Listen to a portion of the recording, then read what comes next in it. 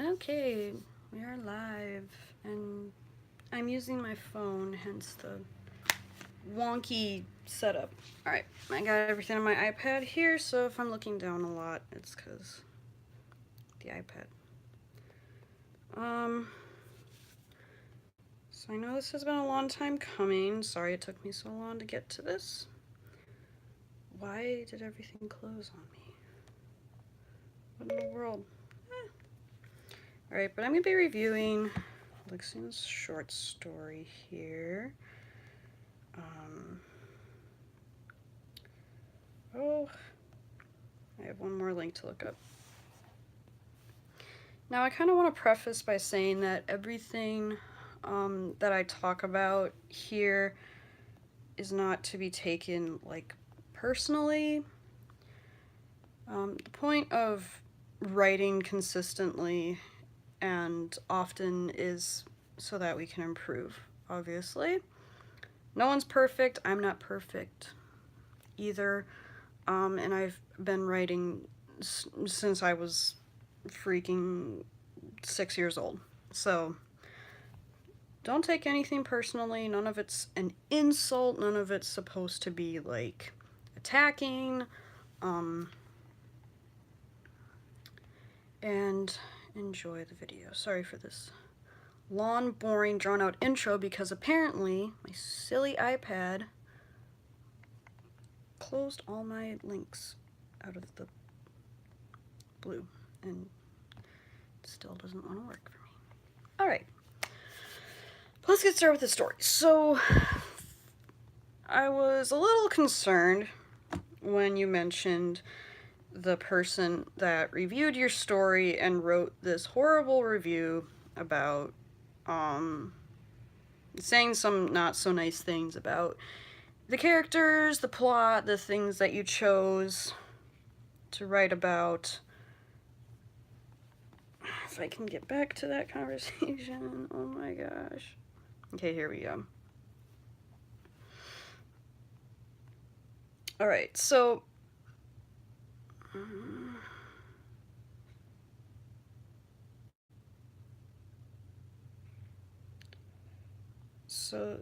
yeah, so you were saying that, like, you know, this person attacked your story and said these, you know, what were the comments? The tragedies I depicted weren't useful because they didn't have impact and that the plot and characters didn't need to be written about.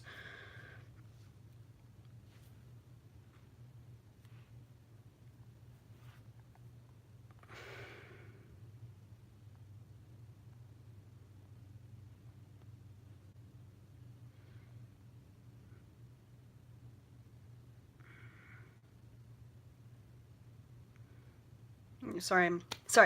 Looking over it again. Okay. I'm just going to go ahead and read his letter. And then, because there's kind of going to be 3 parts to this. So I'm going to read the letter that he wrote to you concerning your story. And I probably will also read the professor's letter that he wrote to you concerning the story. And then I'm going to review it and comment on the things that both of them said in relation to it, as well as my own thoughts on it. Then kind of the last part of it is I'm going to be talking about how to write an effective short story. And I'm not an expert on it personally, mostly because I just don't really write a lot of short stories. I have written some. It's really just not my forte. I'm more of a novel person, or an RPG person. But I'll try and share as much as I can as far as my own experiences, my own, like, what I've learned writing short stories and things of that nature. Sorry, my cat's doing something. As well as sharing what I consider to be really good short stories, because I'm extremely picky when it comes to short stories, because I'm typically just not interested in them. They just don't hold my attention. But I'll share some of the short stories I like and kind of point out what they do right things like that. As this is a critique, I will be pointing out things that were done wrong, I guess you could say. I don't want this to come across as mean or attacking, but things that were done wrong, things that were done right, and areas to improve. So let's go ahead and get started by reading the letter from, we'll call him V, and V's letter to you concerning your story. Dear Lixian, as I understand, It's Just Us is a story told from an unnamed narrator as he writes important events in his life at the behest of another character named Chizo. As a teenager, the narrator lost his parents to illness and then was placed in the care of his uncle and aunt, who turned out to be deeply resentful of homosexuals. After being sent to a conversion camp in which most of its victims are killed, the narrator's sister, Odessa, takes custody of him. Eventually, Odessa is assassinated for some vague reason. The narrator takes up employment at her former company, working with a woman named Mist, who he begins a long friendship with. Eventually, another tragedy claims Mist's life. Later, the narrator summons Chizo, who is revealed to be a demon, through sacrificing the heart of a man who tried to kill him. Finally, the narrator reveals that he and Chizo have grown fond of each other as the narrator recites his appreciation for those who were important to him in life.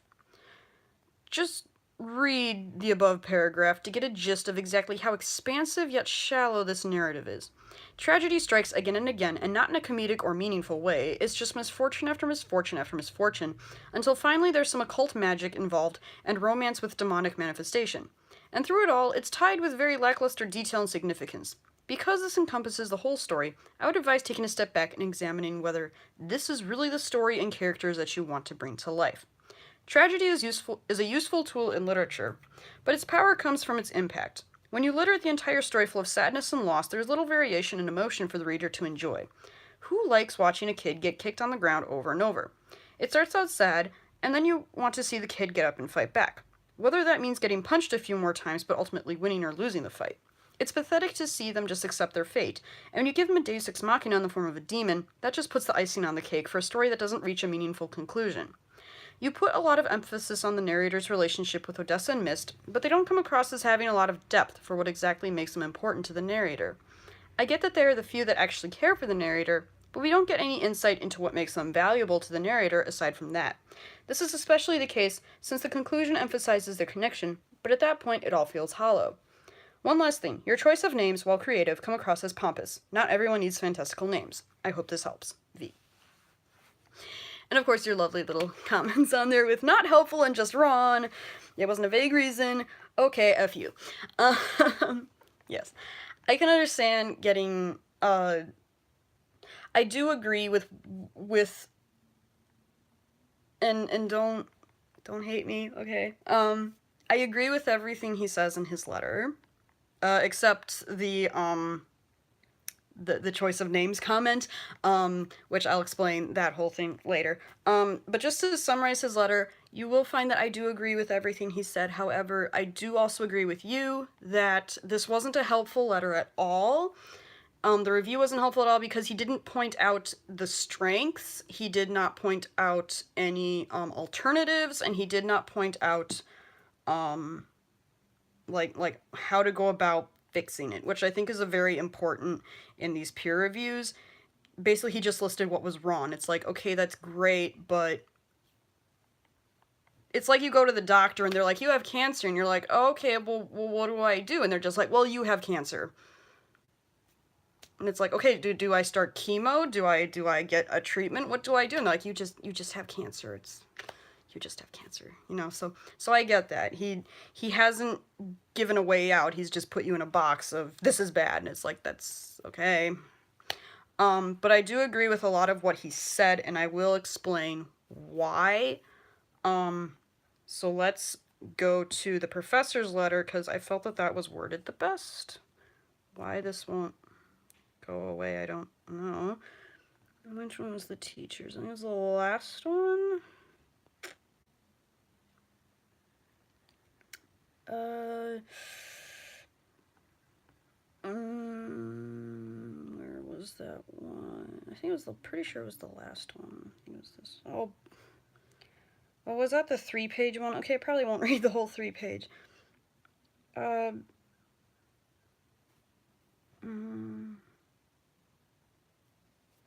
But I do remember the narrator pointing out some things. I'll point them out. Yeah, let me. Why it won't exit out? My iPad's kind of broken. Come on.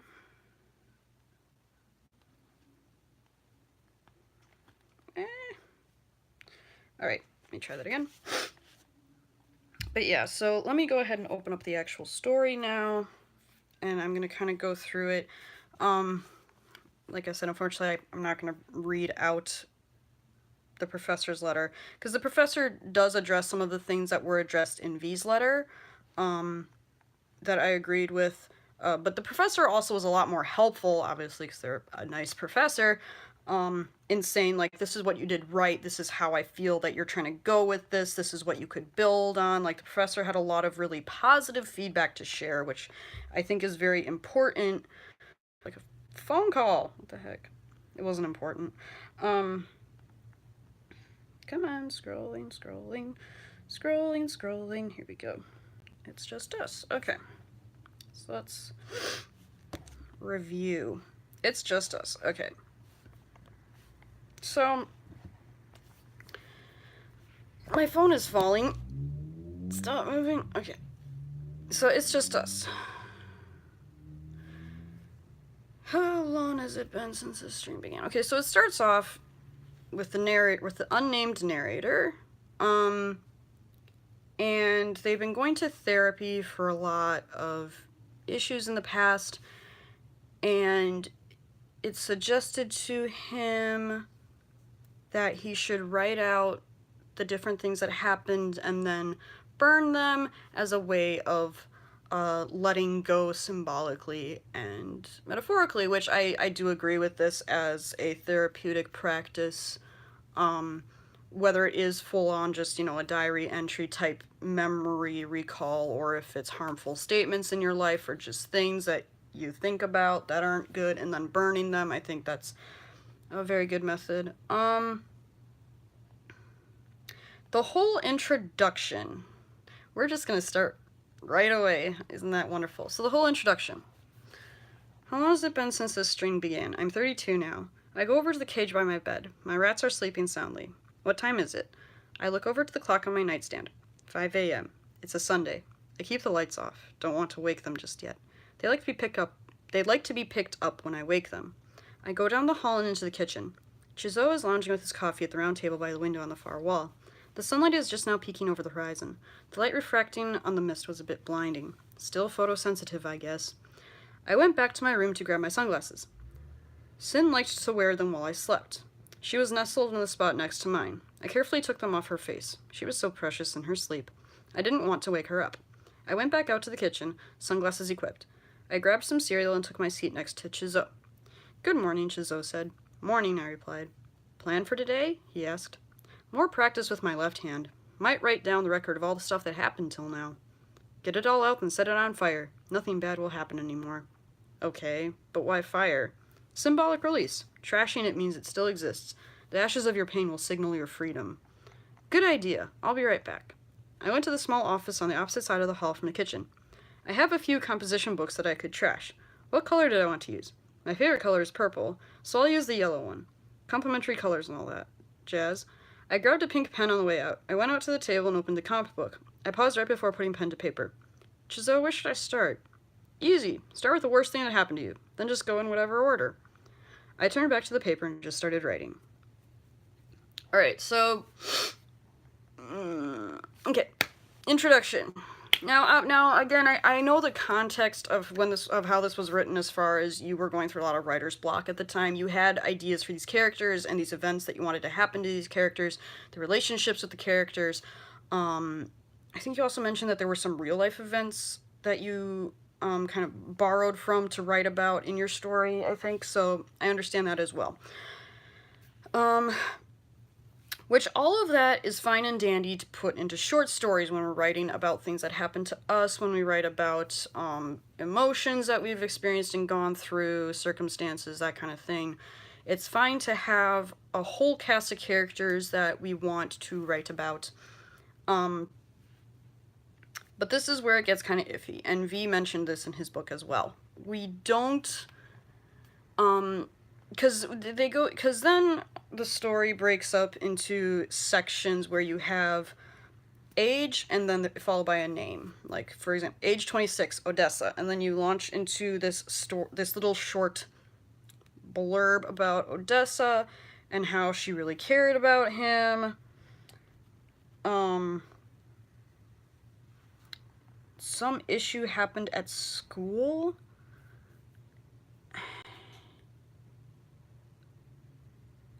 And that Odessa was killed. You wound up naming your pet rat after... Or the narrator wound up naming his pet rat after his dead sister. Then it goes back to present day. Little blurb with Zoe. Then it launches back into... Then he writes another entry, age 24. He calls it Goodbye Nocturne. Then another, and so on and so forth till he gets to the end, and I believe he burns the book. Yes, he burns the book. Okay. And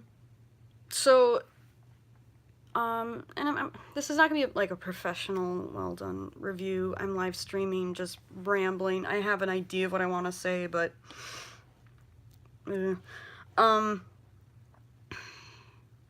so how should I say this? The introduction's very choppy. Again, I understand that there was writer's block. You didn't have a lot of time because the writer's block prevented you from being able to write with the amount of time that you were given, so you were kind of rushed. But it's always good to go back over your work.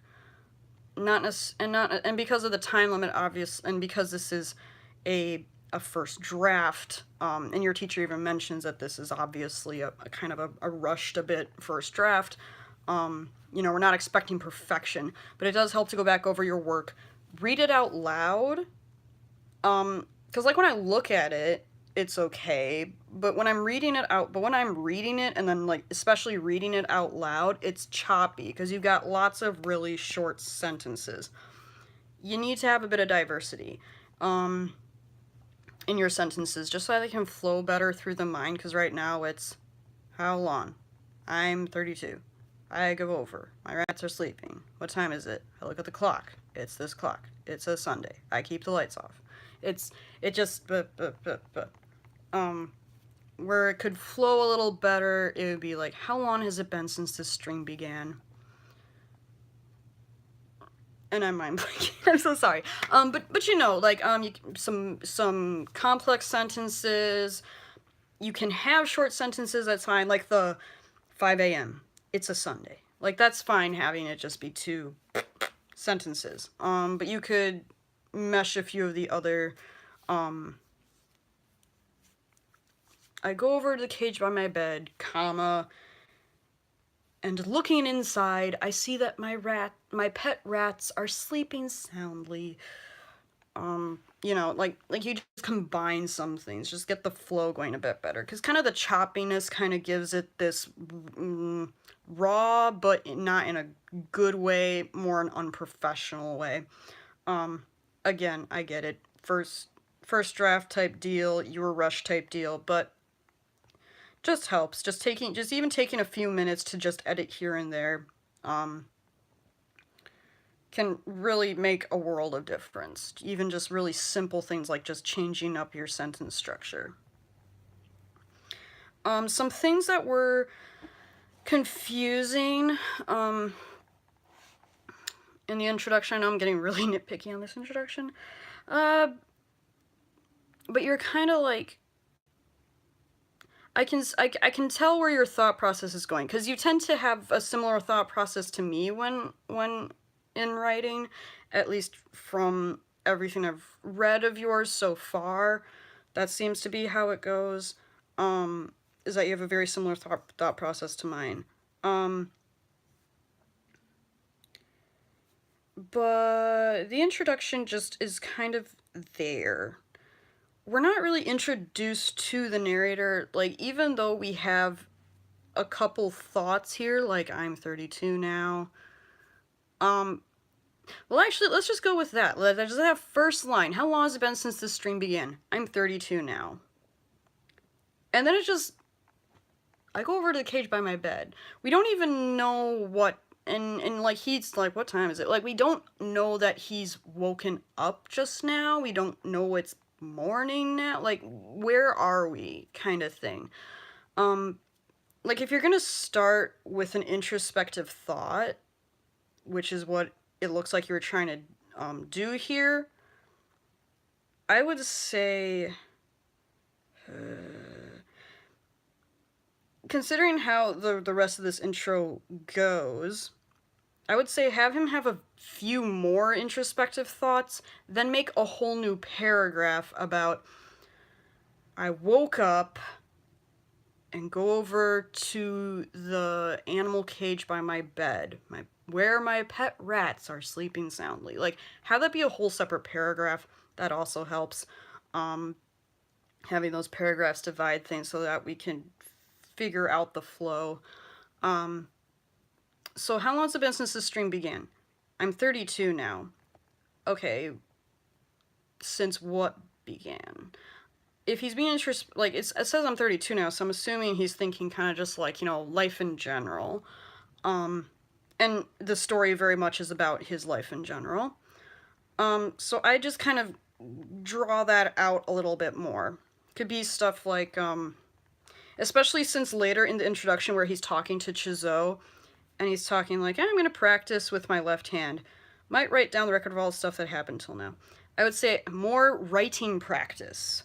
Because, again, the characters know what's going on and what they're referring to, but the reader has no idea. Like, who even is Chizou? Like, what's this relation? What is their relationship? And yeah, we find out later they happen to be lovers or whatever. You don't necessarily have to, like, explain that in the introduction or anything like that. Like, you don't have to, like, There's a fine line between info dumping and revelation as you go. And I'm really bouncing back and forth. I am so sorry.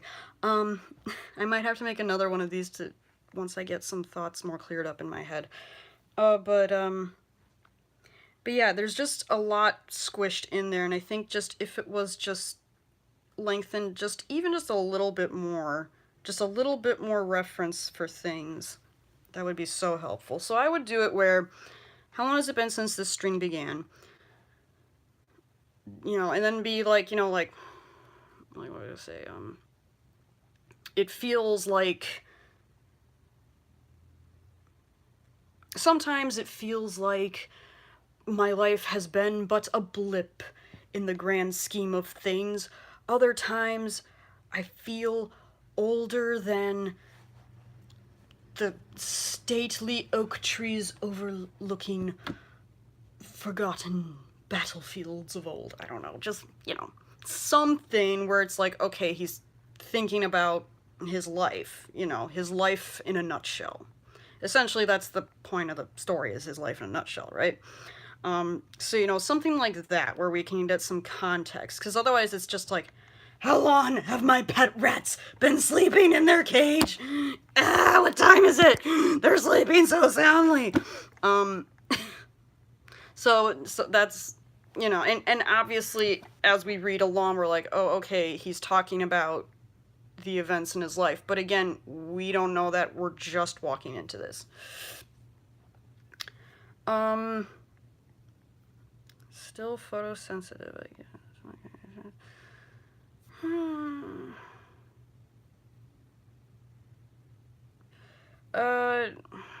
There are a couple sentences in here that are just kind of like extra detail that's unnecessary, and you've probably had that in English classes before, where it's where they'll give you like a little like 3 sentences and you pick out the one that doesn't matter. It'll be like, George Washington was the first president of the United States. He lived a long time ago. His mother baked cherry pies, and then you cross out his mother baked cherry pies, because who the heck cares? It has nothing to do with the paragraph currently. And you do have a couple of those. I don't really want this to be a big, like, grammar writing rules spiel, so I'm just gonna move on. I can definitely mark this up in red if you want me to. I'll probably just shelve all those thoughts, because as well as the ones about like make paragraphs here, do this, do that. Okay, so moving on. When we first meet Sin, that was really confusing. Especially because like we don't find out who Sin is till like, oh my gosh, where was that? Yeah, like I think it's like the third. Yep, the third little blurb is when we finally find out who Sin is. And I think that Sin is a little, since we're introduced to her right away, like I would almost say either don't have her in the introduction at all, or pepper her into the other, like when he's talking with Shizou and we're back in the present and Shizou is talking to him and he's talking to Shizou, have her be in there too or something, because otherwise it's just like, who is this, what, why do we care? You know what I'm saying? Because it's like, because when we first meet Shizou, it's like, okay, this is Shizou, okay, we're talking, he's cool, I guess, being helpful or whatever, and then he keeps commenting, so we're constantly like reminded of him. We're reminded of the rats in the little present moments, but we're not reminded of Sin. So when it finally got around to talking about Sin, I was just kind of like, wait, do I know this person? Even though, well, they're not a person, but do I know who that is? I feel like I do. And then I like had to like scroll back, and then I was like, oh yeah, Sin was sleeping in the bed, okay. Because at first when it was like, Sin liked to wear them while I slept. She was nestled in the spot next to mine. I carefully took them off her face. She was so precious in her sleep, I didn't want to wake her up. I went back out to the kitchen, sunglasses equipped. I'm like, okay, so he's got, okay, so that must be his girlfriend. Like, but then I find out Sin isn't even a human. It's a Baku. I'm like, what? Like, so either don't have her in the introduction at all and just introduce her kind of later, or if you're gonna have her in the introduction, I would say pepper her in a little bit more. Maybe she wakes up, barks. I don't know what sounds they make, but something so that we're like, okay, I know what Sin is at the very least. Even if it's just something like she wakes up, huh? And then you're like, it's okay, Sin, go back to sleep. And she put her head down and was so cute, you know. Even something as simple as that, just so that it's, because the whole time I thought Sin was like his girlfriend, and anyway, clearly that's not the case later on, unless he's into that, but I know that's illegal in at least every state I live in, even though they don't live in. You also don't establish necessarily this is a fantasy, well, it's a modern world with fantasy elements, which you don't really establish that either. That's okay. For the introduction, at least, that's okay. Would have probably been best to mention that at least somewhat in the first flashback, at least, when you talk about Odessa. And then with the whole conversation with Shizou, we're still in the introduction. I feel terrible. Okay, I'm really picking this apart. Okay, when we're talking about the conversation with Shizou. All right. Good morning, Shizou said. Morning, I replied. Plan for today? He asked. More practice with my left hand. Might write down the record of all the stuff that happened till now. Get it all out, then set it on fire. Nothing bad will happen anymore. Okay, but why fire? Symbolic release. Trashing it means it still exists. The ashes of your pain will signal your freedom. Good idea. I'll be right back. Blah, blah, blah. Shizou, where should I start?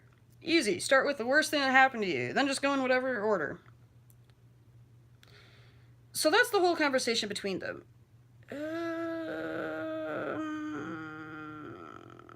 Why should the reader care? Is just the question that immediately pops into mind. We're not given any sense of personality of either characters. Kind of the thing with short stories is because they're so limited, you've got to think of it as this is their try or die moment. Every second they spend on on stage, if you will, is a try or die moment. You have so much space to make this character connect, make them lovable or hateable, depending if it's a villain or a protagonist. Um, and establish them to be set apart in this world. This conversation, I'm not interested in it at all. I could care less. I'm not, and again, I'm not saying these to attack you. I'm just being blunt. That's how I roll. But I don't care about this at all. I don't know what's happening or why. I don't know why it's significant. I don't know who these characters are. They're very, very one dimensional. Ways to correct that. Give them personality. Good morning, Chizo said, looking up at me with a smile on his face. Mornin', I replied. You have any plans for today? He asked curiously, well, I guess that's a little redundant. Any plans for today?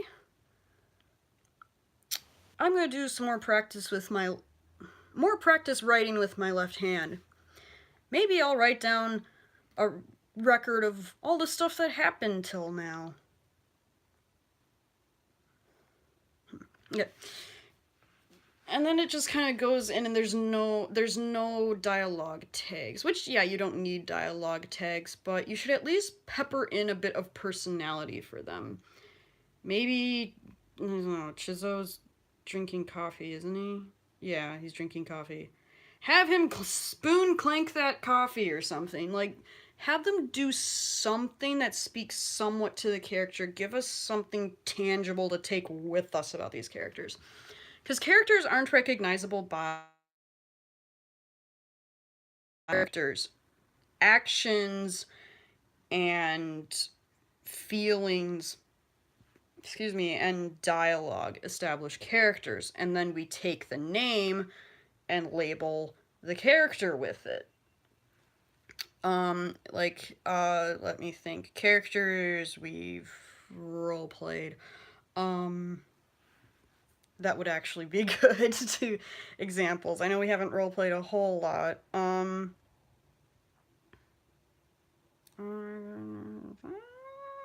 Corvid, for example. We have Corvid and Miria. So Corvid is, he's kind of quiet. He's that tall, dark, mysterious package. He's brave. He is very passionate. He keeps that kind of secret, but as he gets to know Miria, it's kind of revealed that, wow, he has some pretty passionate feelings about her. But we learn that as we see his interactions with her. In the past, when he saved her life, we see that in the conversations they have, especially like when he admits his feelings for her. We're able to more see that, as we go, and it's those things that make us like the character, and it makes us recognize the character as, okay, that's Corvid. Like, if I say, who is Corvid, you'd probably say those things. He's tall, dark, mysterious, handsome package, whatever. He's brave, he likes Miria, he's pretty good with a sword, kind of a mysterious, this is not a stable setup, sorry. But you'd be able to say some things about him. And honestly, that was, we did get a little bit more of that role play done. But again, it was still very much like, we still didn't have a lot of time to establish the characters, but a lot was established just in their actions and dialogue.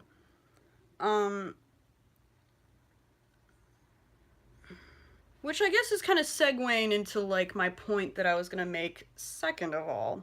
But maybe I should just segue into that first. Because I started by just kind of picking this apart, but I think what would be more helpful is if I talk about how to write a short story. And I think this is really important going forward. Again, because I see, you have so much potential. You really do. And I don't say that lightly. you do remind me a lot of myself. Not in terms of, like, obviously we have our different writing voices, our different writing styles, our different writing interests, but you do remind me a lot of myself as far as that same passion, um, that same creative drive, that same mind that absorbs so much around you and then putting it on paper.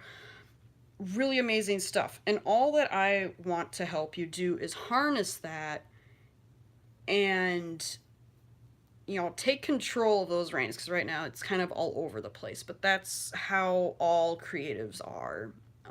All creatives go through that. That's why we learn and grow. I'm still learning and growing. I still write terrible, terrible stuff. So, I mean, I'm by no means perfect. But as I like to say, let us go towards perfection together. Yes. I'm not saying I'm the perfect one, I'm saying let's go and head towards the perfect one together. So, a short story is, for all intents and purposes, a... how to explain it? A short story is like a novel. It's just shorter. A short story is beginning and a middle and an end. A short story needs to establish the characters, it needs to establish a plot, it needs to establish all those things, but it only has such a small, limited amount of time to do so. I do have some great short stories to recommend. As far as I would say one of the best things you could do for yourself is just start reading as many short stories as possible. Read bad ones, read good ones, read classics. Go on Google, type in best short stories even. Just browse and browse and browse, because you can never consume too much. And you need to read the bad along with the good in order to know what to look out for, what to improve on, recognize where you are similar, recognize where you are different, things of that nature. But short stories, I think one of the things that... short stories I find are a lot harder to write than novels, because novels, you're unlimited in how much you can write. You're unlimited in your time that you have to establish a character or a setting or a plot. You're just freer in that way, because you can make a novel short, you can make a novel really long, you can write a whole book series. Short stories, you don't have that kind of ability. And I do know from talking with you that when you came up with these characters and these events, you did mention that, it was like, I want to write a novel about this. And I get that. I'm the exact same way. Whenever I would sit down and write a short story, I would have these incredible ideas that were so detailed, and I would stop writing a short story and I would start launching into a novel, or I would start essentially listing out a bunch of events that would make up a novel, but when shoved into a short story format, it just read like a list of info dumping events. And that's kind of the place where you're at right now. Not a bad place, we all go through it, that's just where you're at right now. And how do you get out of it? How you get out of it is, first of all, again, reading a lot of short stories. Because once you read them, I think that does help establish what exactly a short story is supposed to entail. A short story is looking in on a fragment of a character's life. Whether... and sometimes it can encompass a lot of events, but most of the times it doesn't. Most of the times it just encompasses one specific event. And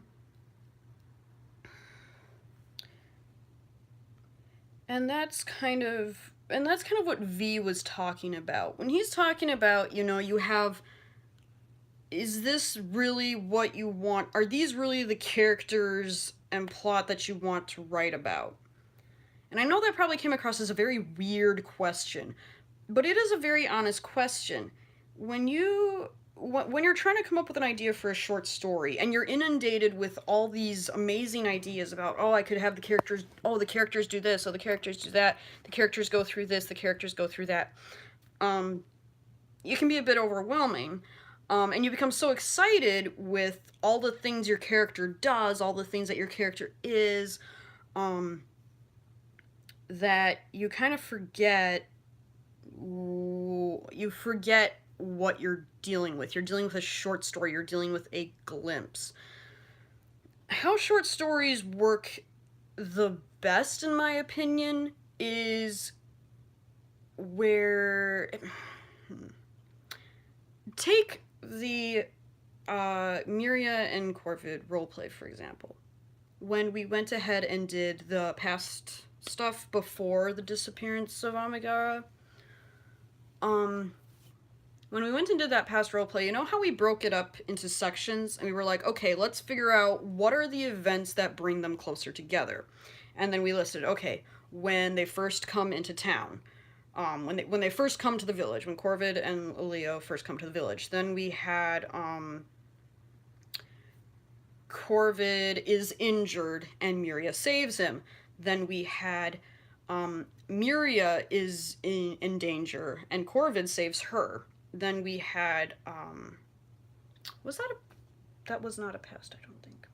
I think it wasn't was it just those three? I think there was another one. But we'll just pretend it was three of them. But then we went to the original one. Then we started in with the wedding and all that. There was one where Luna died. But I can't remember if that was a short one. Anyway, but you know how we had those three events. Each of those was in essence a short story. Each of those events wound up encompassing a short story, and it became part of a larger narrative, which I think is kind of what you intended to go for, but the delivery wasn't the greatest, and that's okay. You don't have the experience. We're getting the experience. So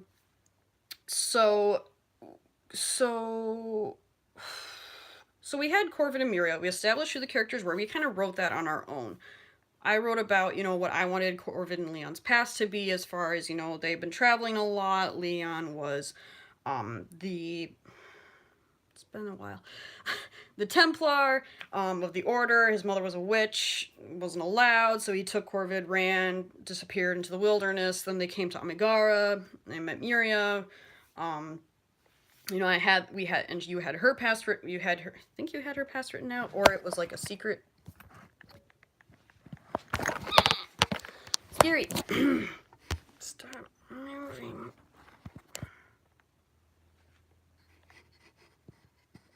Okay. But we wrote up separately, like outside of the narrative of the stories themselves, we wrote down who they are, what their past is, a bit about their personality. Then we had those events listed. Okay, here's 3 events that happened.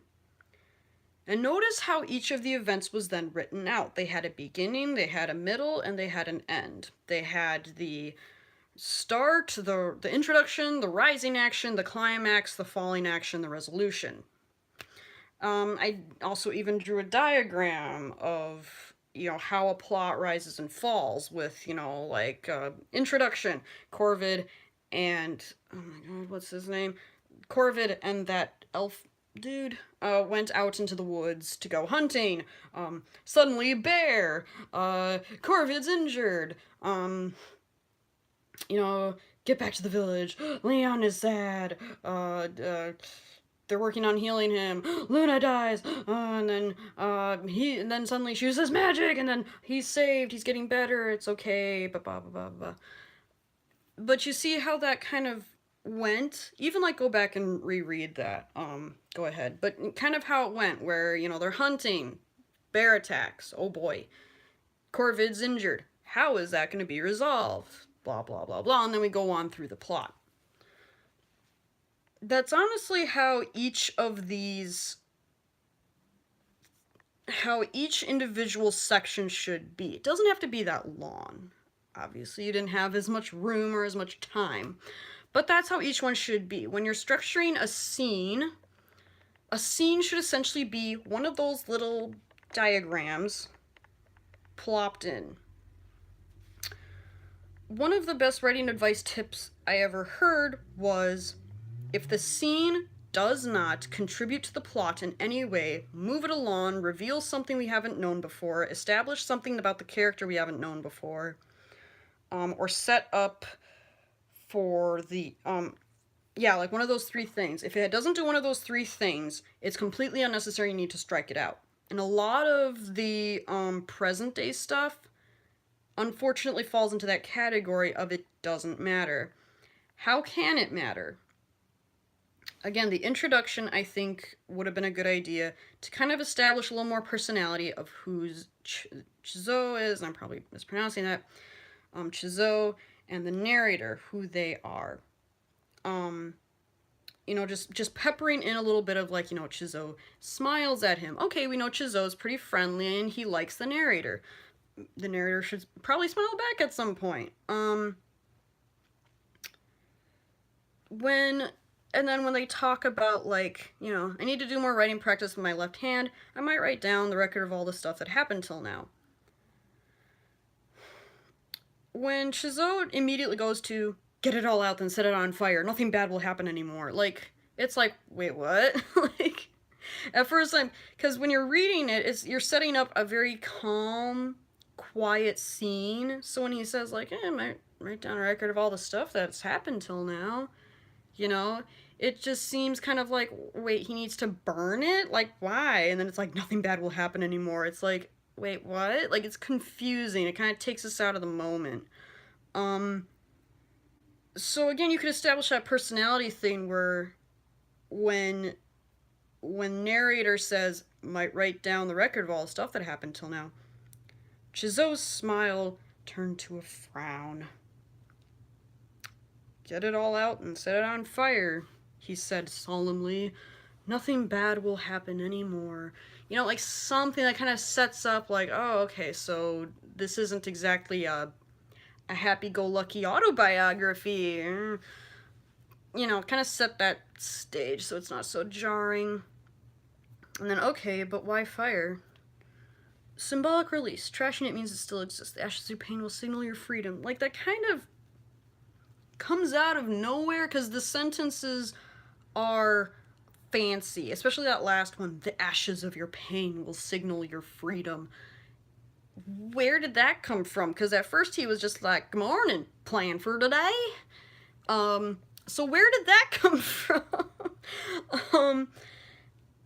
And so, again, it's just a little jarring because you went from peaceful morning routine to heaviness, and then suddenly you're like, good idea, I'll be right back. Like, he's happy about it? What?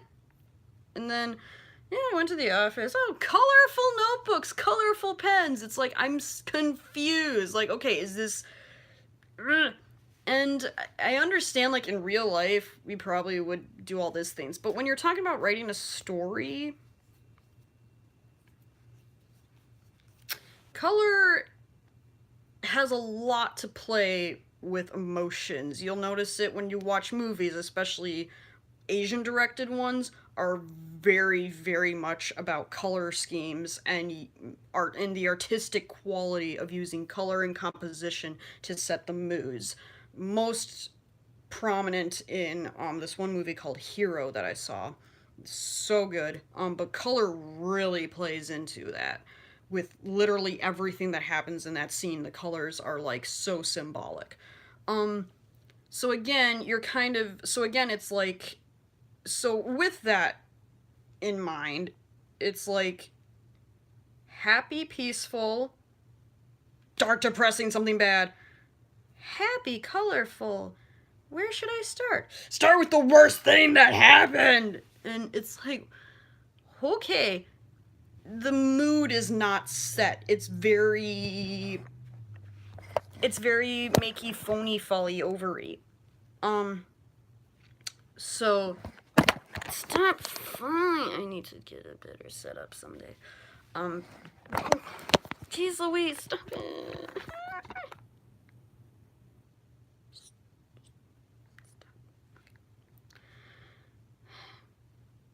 So, kind of setting the mood and Like, that also fluctuates a bit.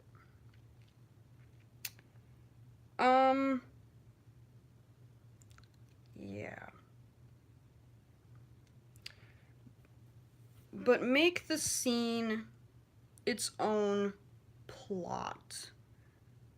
What's the goal of the character in the scene? In the introduction, there is no plot. You could say that the plot is what's his plan for today? Well, let's go with that. The plot in the introduction is his plan for today. What's he gonna do? He doesn't know. So, starting could be waking up with an introspective thought about how long has it been, expanding a little bit more on that. Again, it could even just be another sentence, like, how long has it been since this string began? I'm 32 now. Sometimes I feel older. Sometimes it feels like my life has passed by in a blink of an eye. So much, so fast. Oh, I don't know. Something like that. But yeah, introduction. Just getting out of bed. Then we meet Chizo. Then, what's my plan for today? Here, you should do this. Okay, I'm gonna do it. And then he does it, I guess. Even if something as basic as that, it's like, it should set something.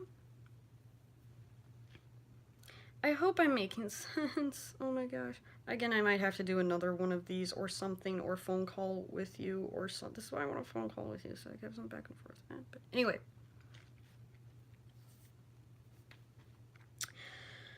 Odessa. Odessa. Each of the, yeah, one of the biggest problems with the story, each one of the writing things that he does when he's flashing back, it's all one paragraph. I understand you wanted to somehow separate it visually so that we knew, okay, this is his writing. I would figure out a way to do that differently. Have the, age 19, sinistral aberration. And then at the end of it, you could just put, like, the end or something. And then we'll be like, okay, that was his writing. But the one paragraph, no. One giant paragraph is never a good idea. Very rarely have I seen it work. I've usually in, like, extensive monologues or really intense descriptions. But even then, it's such a headache. Your brain, because we're reading, it's a very visual thing that we do.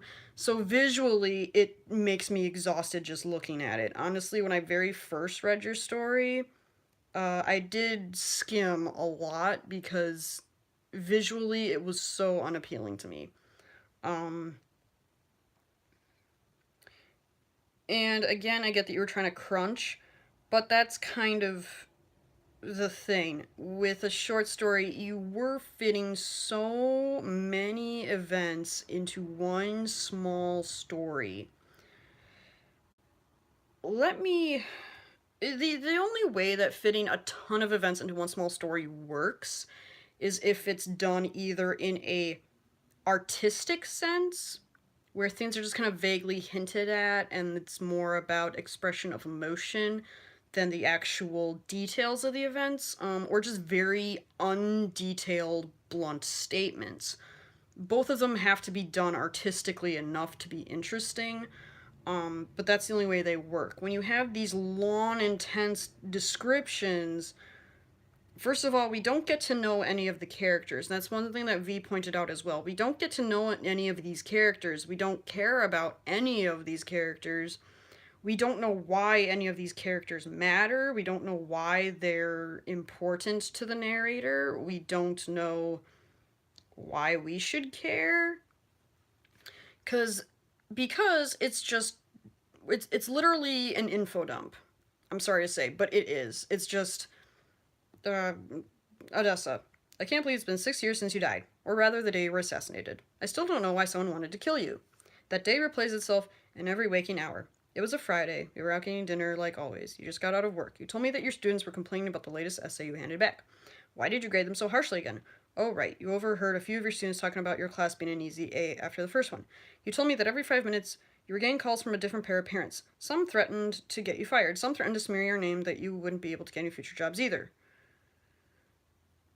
But one in particular surprised you. It was a mom thanking you. Her son had an easy time throughout school. Told he was gifted and it got to his head. Told he was gifted. That's just a sentence structure issue. She told you that he called her crying one day. That like a bad crying or a good crying? I'm confused now. That mother was the only person other than me that you told of your intention to still be lenient on final grading. You just wanted to knock their dicks in the dirt a little, which I have no idea what that phrase is about or what it means. You laughed when I said that I didn't understand that phrase. I didn't either. You ordered a filet mignon. You liked it rare. About halfway through dinner, I got up to use the bathroom. I didn't know what it was. That it was the last time I'd see your smile. That smile that was filled with love. That smile that kept me going the previous 13 years. Okay. When I came back, the blood on your plate wasn't from the fillet. I don't remember much of finding you like that. I blacked out. I woke up in an unknown room. It wasn't home. Someone came in and sat in front of me. They asked me about what happened. I told them I didn't know what they were talking about. I remember the concern in their face. They stayed silent for a moment and put clasped hands on the table in front of them. They said Odessa had died. They first thought that you were my wife. I had to laugh. They must have missed how similar we looked. I told them that you were my sister. Even though we were 5 years apart, we looked like twins. My throat tightened mid-laugh. Wait, I thought then. You were murdered. They asked if I had any family left. I told them none that I trusted after what happened between when I was 14 and 16. You were all I had left. You took custody. You made 21. You said you were going to do everything to protect me, but who was going to protect you? You said you didn't need protection. I believed you every step of the way. Your bravery, your love inspired me to keep going forward. Hell still inspires me. I guess I was too busy spacing the person to grab me to break the shock. They said that they needed my help in finding out who would do this to her. I told her what happened with your students. They were about to say that you deserved it, that you brought it on yourself and you provoked them. It wasn't your fault. It will never be your fault. I remember yelling at them. I don't remember much of what I said, but before the conversation ended, I said that nothing will ever justify your murder. They found out that the student with the proud mother was the one who killed you.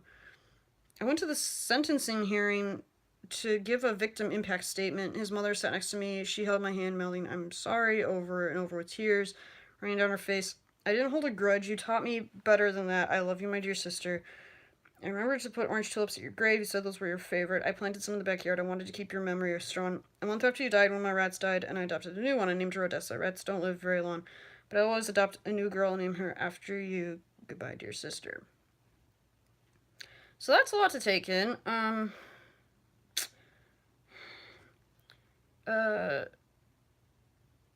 Yeah, don't use the word assassinated, by the way. Assassinated only refers to a high-profile murder for political gain. She was not assassinated. She was murdered. I still don't know why someone wanted to kill you.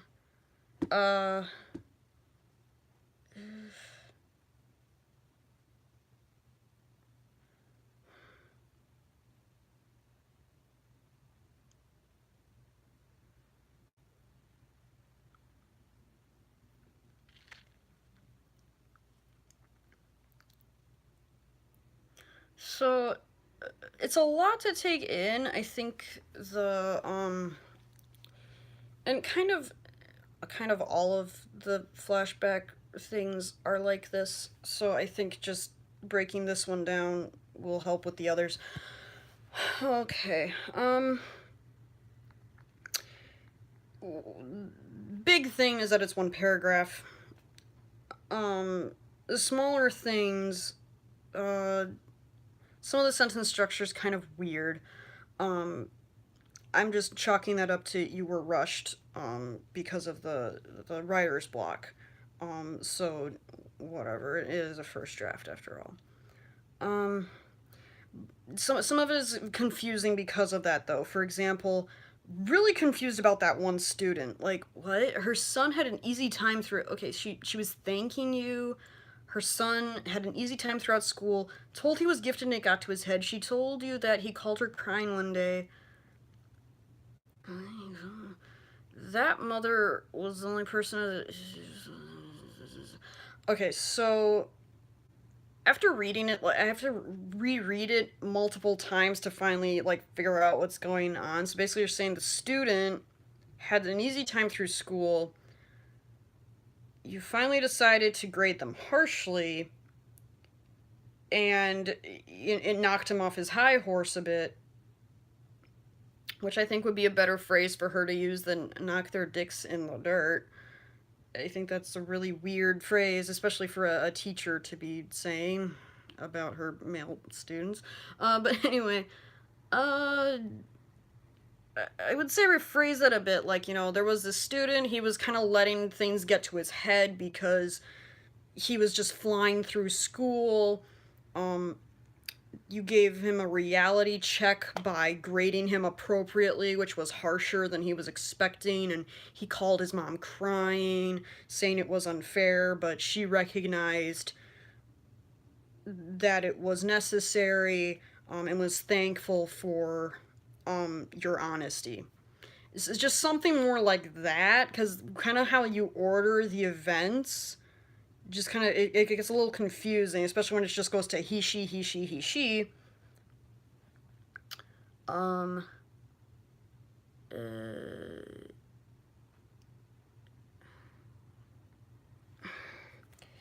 then it was just a little odd when it's like they first thought that you were my wife. Okay. He wakes up, he blacks out because he sees her murdered. It's horrible thing. And he blacks out. He wakes up in an unknown room. It wasn't home. Someone came in and sat in front of me. Okay, so I get that if we were writing in the moment, like writing this as, I saw her on the table. I blacked out. When I came to, someone walked in the room. Who are you? I asked. Like, I would understand if you're using vague words for that, but when it comes to recalling memories, he should probably know by now who that person was that was talking to him. Like, was it a restaurant? Like, was he taken to the break room and the restaurant owner came in and told him? Was it a cop? Was he taken to the hospital since he passed out? Like, what's going on? Like, where are we? And suddenly there's a table. I thought he was lying in a bed. Like, I'm confused. But yeah, so even though it was really traumatic and in the moment, he wouldn't be taking much in, especially since he's reliving this event over and over again. He will remember every detail. So as soon as they say, like, as soon as he wakes up, I woke up in a hospital room.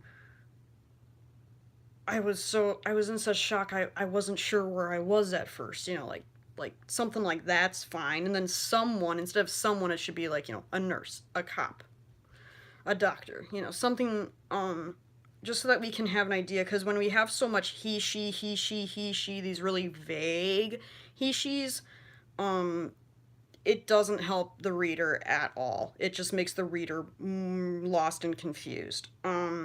Like, I still don't know who they're talking about, or what's going on.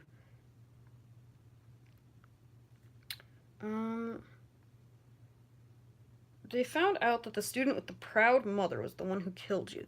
I would not say it like that, because at first I thought that the mother was the one that killed him. That was probably just me reading it wrong, but they found out that the student,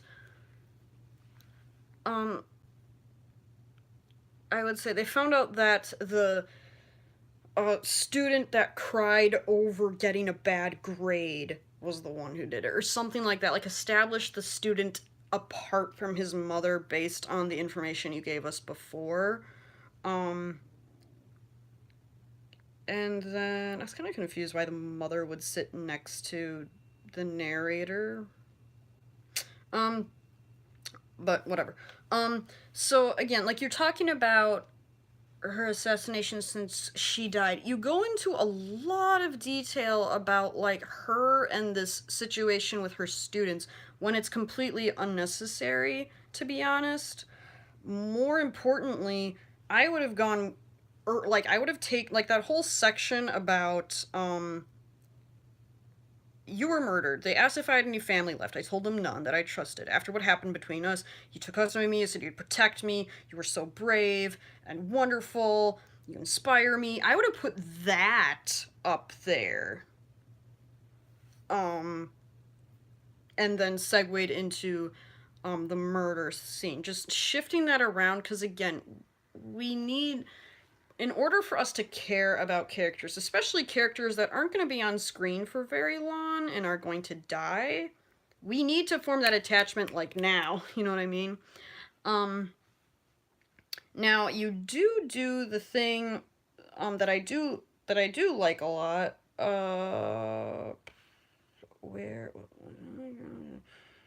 Where you do, like, go back into, like, when you go back to his 13 years old, you do talk a little bit more about his relationship with, you talk about another event, and Odessa's there, which is good, because that can help establish it.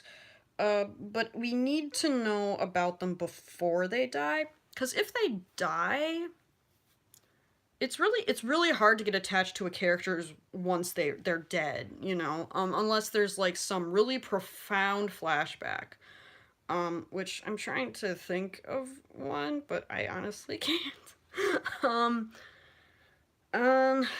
yeah, I'm trying to think of one, and I can't. I know I've seen, I know I've seen some before where a character's dead and then we learn about who they were. Um, in fact, I'm writing a book where that's the case. Uh, but again, it's a novel, so I have so much more time to establish things. But I would establish Odessa before she dies. And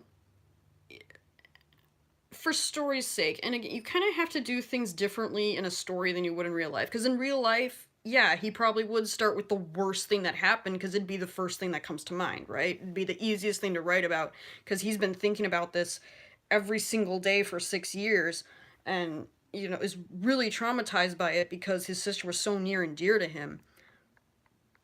And while that would make sense, I would not start there for story's sake. For story's sake, I would start with an earlier memory, maybe even the 13-year-old one, where they're getting sick.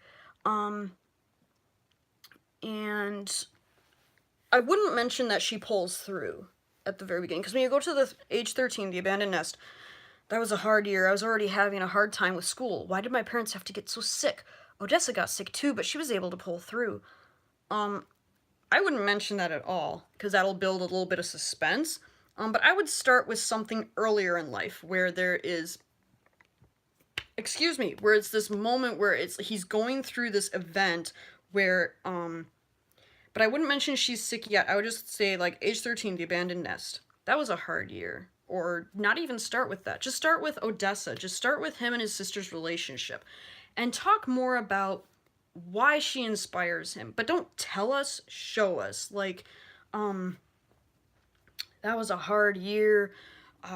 Going through school was rough, but Odessa was always there to pick me up whenever I fell. I remember when, my pet rat died, and Odessa scrimped and saved at her part-time job and bought me a new one for my birthday, and I was so touched, and I wanted to name her Odessa, but Odessa said that would be too confusing for the rat. Like throw in some things like that, like she's inspiring, she's generous. You mentioned that she's really brave. Well, talk about a time when she's brave. Maybe I remember the time we were riding our bikes and my bike, the tire blew and I swerved and fell off the side of the hill, and it was so steep I was hanging on for dear life, and Odessa just zipped on down there like a spider monkey and grabbed me by the shirt collar and hauled me all the way back up. Oh my gosh, you're my hero. Like talk about those things. It's like, okay, she's brave. Why is she brave? What did she do that was brave? She was inspiring. What did she do that was inspiring? Like they come from these awful parents. Maybe, you know, I mean, and then she becomes a teacher. That's inspiring. You know, she gets an education, she gets a better situation. Um, Start with things like that. Set the scene for this character, the love that they have. Have him return the favor too. Um, you know, like, you know, oh, I was so thankful you got me the pet rat for my birthday, and you know, I tried to I tried to get you a good present too for your birthday, but then I broke it. But you forgave me, and it was so nice of you to forgive me. You know, or you know, little things like that. You know, just throw little things in there to show the tender, you know, tender moments. You know, death-defying moments. You saved my life, or were so brave. You jumped in front of that dog that was snarling at me and hit him in the nose and he took off and you saved me from the dog. You know, something to show the bravery, to show the tenderness, to show her care for her brother, so that when we have, so then when you go into, and you can keep that short, like those few sentences I just spoke about, 3, 4 events that, you know, are just for example's sake, and then launch into, and then a new paragraph. But why did you have to get so sick? Why did that have to happen? Both my parents and Odessa. And, you know, and then talk about, oh, they were in ICU. Oh, they were critical. Ah! And, you know, and have that be that scary point. And then at the end, talk about, like, yeah, she pulled through. It was still hard because she was just recovering, and now she's fighting to get custody of me, and you know, all those kinds of, and that kind of stuff. You know, and have that be the event he recalls before he recalls her death, because now it's established, wow, he's got a cool sister and she really loves him. I can see why he cares about her. He almost lost her, oh my gosh.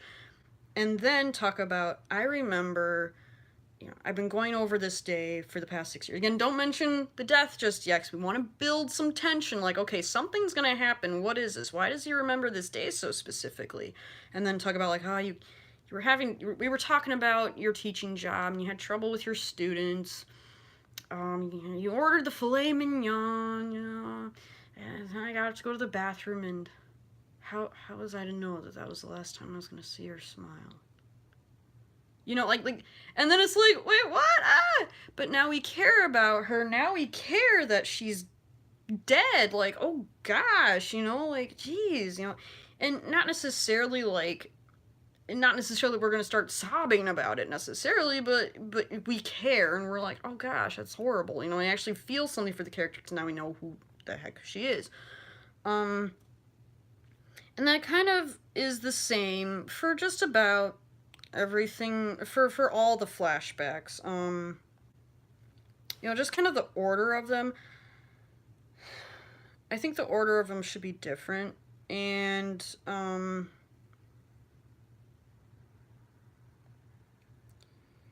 when you get to the demon summoning stuff, because you talk about finding sin, you talk about the demon stuff, and the reason why, I think V had mentioned it too, the reason why it's so confusing is because there's absolutely no hint of it before. Like, yes, they have interesting names, but that doesn't really tell us anything other than they have some interesting names, and pretty brave parents, I must say. But kind of start establishing that it's a fantasy world earlier on in the story, just hints at it even. Like, again, you could talk about, like, in the intro, you could just mention that Sin's a Baku. You could mention, you know, just like, the Ministry of Magic, or not copyrighted equivalent, you know, like maybe when he goes into the room, and maybe in the intro when he goes in and Chizo is drinking his coffee, maybe the TV is on, or the radio or something, and he's listening to, like, the radio, the TV was on. They were reporting on how the Ministry of Magic just said, wizards launching fireballs at ducks was illegal. You know, something to establish, even if it's just a background note, make it kind of pop in that, not necessarily it has to be a comedic way, but make it pop in a kind of way so that we're like, oh, okay, magic. So that when you do get around to introducing Sin and you get around to introducing Chizo as a demon, and the demon summoning, that it's not so much like, wait, what, there's magic all of a sudden? Because that happened in a book I read. I was reading this book, and it took place in a kind of like fantasy world, but there was no magic or anything whatsoever until 3/4 of the way through the book. I'm reading along, it's describing a city that they come to, suddenly centaur. It was literally that sudden. It was literally like, ah, yes, okay. They're on the ship, and as they sail past the harbour, he looked upon the dock, and there were many fishermen haggling for fish. Also, there was a centaur by the fountain. As they left the dock, I was like, centaur? What? Because at first it was just like a alternate Middle Ages. It was literally like that. I think there was like some kind of like fortune teller chick, but beyond that, there was literally nothing to hint that there was going to be anything beyond humans doing human things. Suddenly centaur, and then after that centaur, suddenly it's like, oh yeah, magic. Here's the College of Magic. Yeah, we all do magic. It's like, when? it was introduced as such an afterthought, and it was so shocking that I actually just put down the book and just never picked it up again, and I don't plan to because it was horrible. Yours isn't nearly as horrible, obviously. Much better written. But yeah, it was, but it was still kind of just like, okay, reading along, suddenly Baku. And I do think there was actually something magical a little earlier on. Wasn't there? Somewhere? Anyway, but otherwise, no magic is written of. Now, I don't know, I can't remember exactly if magic is in the world or it's just the mystical creatures. But, like, some ways that you could introduce that magic exists. You have a TV in the background playing a news story. Have, the, I don't know. You know, does the killer use a gun? I don't know. I don't really want to take too much time. Or like when they're in the hospital with his family being sick, maybe it's like the healers didn't have the right spell, you know, or, you know, didn't have the right, didn't know, like none of the potions were working, you know, like just hint that there's something more to this world, because from most of what we're getting from this is that it's our world, just people have strange names. Yeah, but I think that I've pretty much covered what needs to be covered to that extent. Um, mm,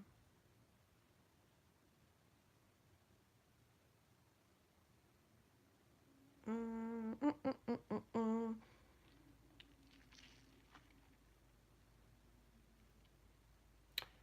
And then, let me see.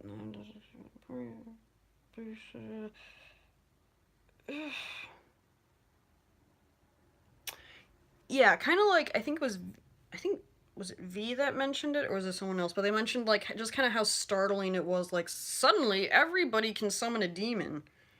Like, it's common knowledge. Um, and that's another point I read that was really, really good. When it comes to, any writing, really. But I think it was specifically a world-building pointer. No, I'm sorry. It was, like, the top 10 worst tropes in fantasy. And one of them being, if it's something that's so obvious that can solve all of the problems if they just had it first, then what's the point of the story? And that's kind of blunt. Let me kind of rephrase that a little bit.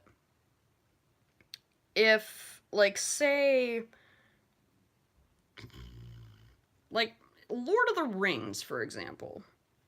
there's a big one there for you know, and that's mostly from misinformation, people not reading the books, and the movies not explaining it. But you know that age old problem people have with Lord of the Rings, where they're like, why did they walk all that way when they could have just taken the eagles? And I think even how it should have ended actually did a segment on that was really funny, where they're on the eagles, they drop the eagles fly over the volcano, they drop the rain in, and as they're flying into the sunset, they're like, imagine if we'd walked all the way there. One of us might have died, you know, and they're making a big joke out of it. And everyone's like, oh, don't be ridiculous, we'd never walk all that way. But you see what I mean? It's like, if it couldn't, now, obviously, if you read the books, you understand that the Eagles wanted nothing to do with it and refused to help them out for various reasons. But again, like, let's say the books didn't exist and it was just the movies, where it's like, yeah, why didn't they just take the Eagles? If it's something that simple, why did the book have to exist as much as it did? You know, the book could have just been one book where, you know, they fly to Mordor, or maybe even epic battle, you know, because there's Nazgul flying around, but, you know, still, just throw the rain in and you're done. You can skip all that walking and all those descriptions of shrubbery. Um, so that's kind of one of the things where you make it like every person has the ability to form a pact with a demon. All they had to do was offer up the heart of a human. Okay. Yes. As much as I love the whole Faustian stuff, I would say either, if you're gonna have something like that in there, have a reason either why he could never do that before, which you do mention, like, you know, you have to have a dead body or the heart of a human, but I feel like there were plenty of opportunities in his past where he could have gotten one. Like, when he was in the camp, he could have taken one off a dead kid. When he was, in the... Excuse me, when he was in the hospital, his parents died, he could have, you know, sneaked into the morgue and cut it out of him. I don't know. He could have probably found a way to make it happen, you know. That's not terribly hard. Yes, obviously, security cameras and whatnot, but, you know, you're the writer. It just feels very Deus Ex Machina-y. So, again, either have something more specific that prevents him from being able to summon that demon, or have it where, or just edit it where it's like, yeah, they have, yeah, like, not, don't say it so much like every person has the ability, like, okay, but maybe make it so much more like, you know, I recently learned of summoning demons and binding them to your will through pacts. And after delving into libraries and reading many books and talking to many shady individuals, I finally found the recipe by which to summon my own infernal servant, or however you want to say that. You know. But yeah, just, yeah. And just as a little extra tidbit, and that, kids, is how I managed to summon Chizou, one of the archdemons, is so out of character. Because there's no comedy, snappy, witty one-liners anywhere else in the story, so that was really jarring again. Yeah.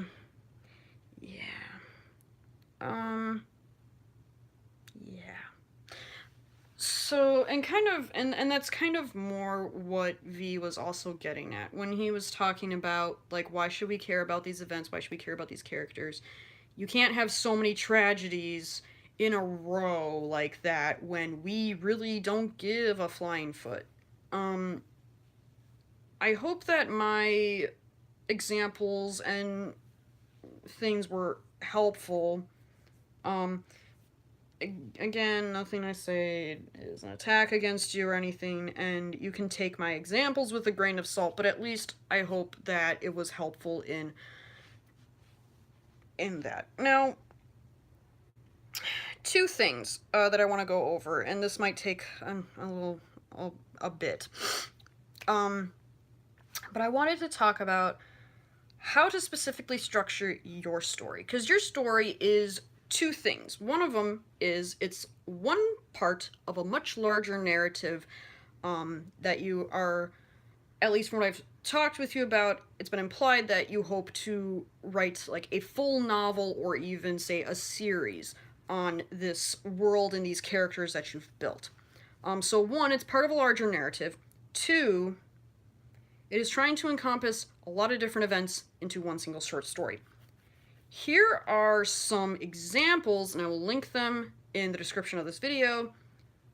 Here are some examples that I think are good examples of stories that do those kinds of things. One of them, I'm actually going to start with that one. One of them is my own. I'm going to start with that one. I forgot to pull up the link, so give me a quick hot second here. But this one, it's from... Oh gosh, is this the wrong link? Shoot. Oh crap. Okay. Alright, give me more than a second here. Give me 2 seconds. Oh, and my leg is cramping. Okay. Oh, where did I see it? Where did I see it? This is not a good... Okay, I think it's over here. But it was for a roleplay called Aesthesis. Aesthesis was about these people. There are these people, and they had these powers. Alongside their power, they had the ability to see other people's souls. Like, every person was assigned, or character, I should say. Every character was assigned a color of their soul, and then that's how the Theas could... They were called Theas. The people with powers were called Theas. And that's how the Theas could, like, kind of track them, kind of, let me look up this quick. They could track them that way. They could figure out who is a Thea and who was not that way. Stuff like that. But primarily it was seeing people's souls.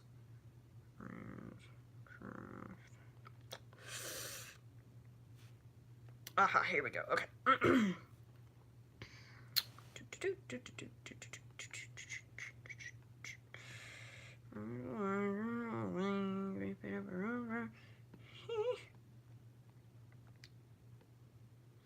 And Aesthesis was, and to kind of give a bit of background here, Aesthesis was also a very long-going roleplay. It lasted for 5 to 6 years. Had lots of different members, had tons of different characters. I myself roleplayed at least 100 of them. Various levels of activity, lots of drama, lots of plots, lots of stuff happened. So, very huge narrative. And I wrote a short story. It was inspired, it was part of a writing group that I made with some of the members from that site. And we did a writing, we did this like prompt challenge where we would write little prompts, and we would have to write little short stories and or poems with the writing prompts. And one of the members gave me, what is Angel Ravenscroft's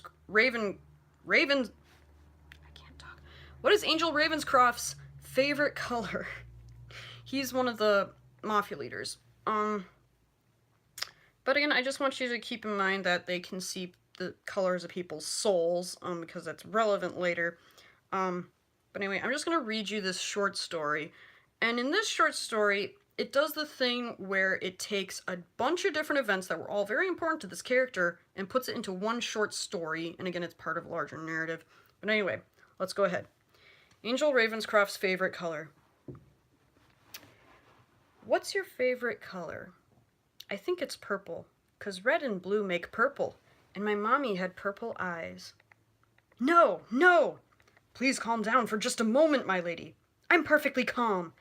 I know it's hard to take in, but it's true. My father would never do such a thing. Lady Eveline, he wouldn't! He wouldn't! She sank to the floor, her dress pooling around her. Her beautiful purple dress. The advisor just stood there, silent, not knowing what to do. Leave me! She shrieked. He left, but I stayed. I wish I hadn't. Mommy says when someone does something bad, the entire family must bear that sin. No one can be rid of it, not until death. Only death can break the chain, absolve the sin. Mommy told me I would be free of the sin. She picked up the knife and pressed the handle in my hands. She put her hands over mine, and together we drove the knife deep into her heart.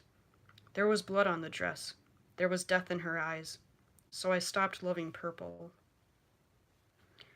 What's your favorite color? It's red. I love red. I think Mommy did too, and that's why she bathed us both in red that night. It was a small, warm body that wriggled in my arms. It licked my face and wagged its tail. A puppy. A present. From my new mommy.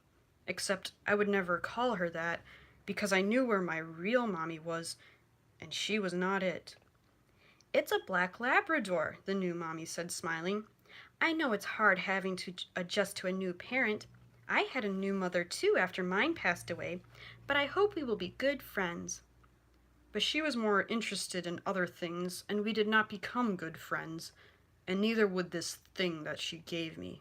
It was a sin to have this thing, a sign of betrayal. Betrayal to my real mother who was gone. Somewhere red. So I picked up the puppy and carried it down into the basement. No one really went in this one room. I put the puppy down. Red, I said, seeing the floor reflect the glow of my red eye. Red and red and red, I murmured, twirling my finger over the puppy's head. The puppy twirled around with my finger, following it carefully like a game. Then its open mouth with the lolling tongue found its tail, and it started to bite and bite.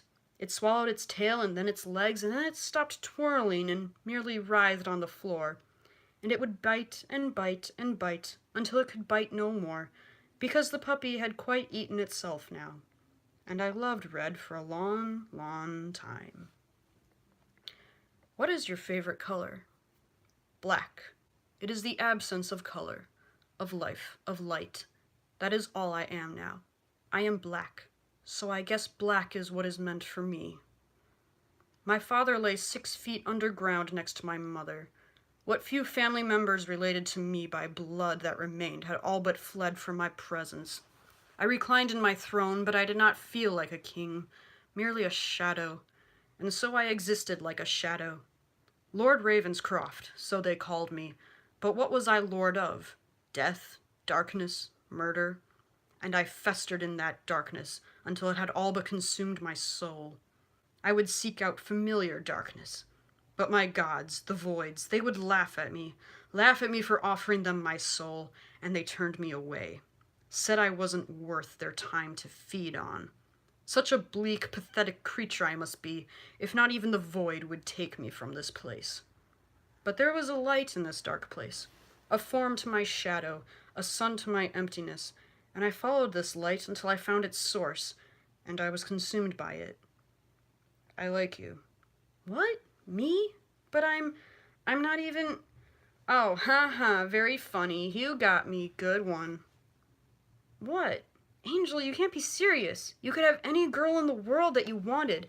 I'm just a scrawny computer nerd, and you're Angel Ravenscroft. Besides, I'd make a terrible godmother. I don't think so. I don't think any of those things. I've liked you for a long time, but I thought you'd hate me since you are my adopted sister and all. Angel, you're so thick. I couldn't hate you, even if I didn't like you back.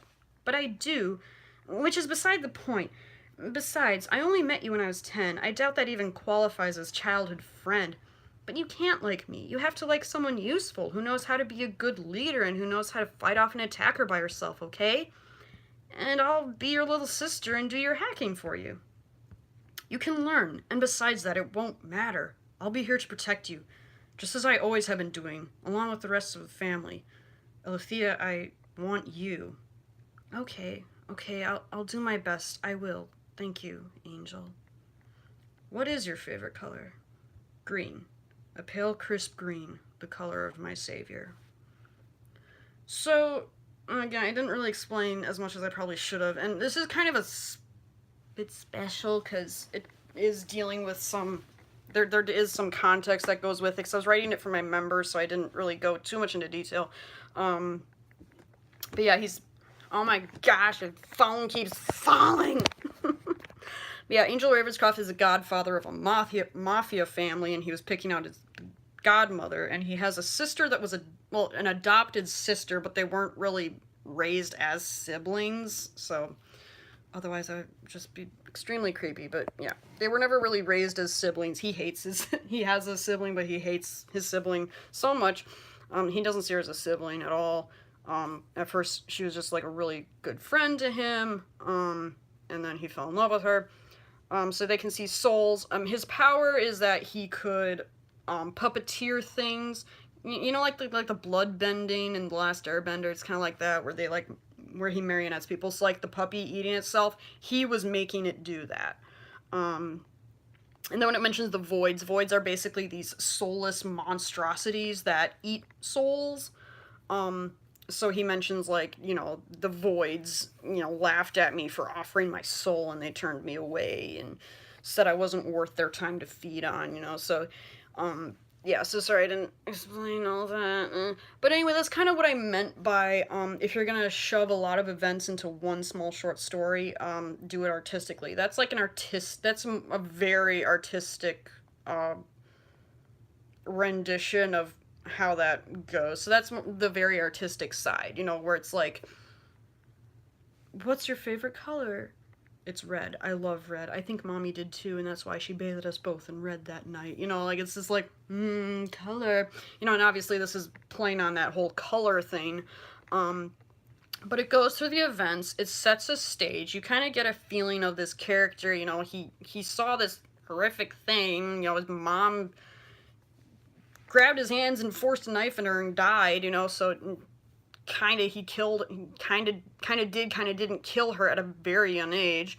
And, you know, then just kind of went through life, this bleak, dark shadow thing, you know, not connecting to people. Like, his stepmom didn't want anything to do with him, even though she said she did, and he just kind of lived on with this darkness until he met this girl he fell in love with, and her, and you know, she, you know, as you kind of can get, she's kind of a little more innocent, you know, she's like, I'm just a hacker, like, come on, I'm just a computer nerd, like, why would you like me? And he's like, no, I really like you. And then he's like, yeah, my favorite color is green, the color of my savior, because that's the color of her soul is green.